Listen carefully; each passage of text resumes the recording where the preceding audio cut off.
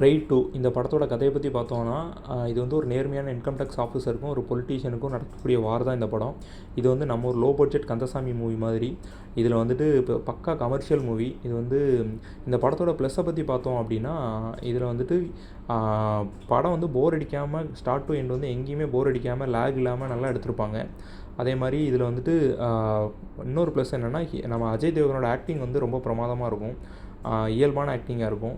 இது அப்புறம் வந்துட்டு அஜய் தேவ்கானுக்கு ஒரு அசிஸ்டண்ட்டாக ஒருத்தர் வருவார், இன்னொரு இன்கம் டேக்ஸ் ஆஃபீஸர். அவரோட ஆக்டிங் வந்து ரொம்ப பிரமாதமாக இருந்தது. அந்த படத்தோட பெரிய ப்ளஸ்ஸே அதுதான்.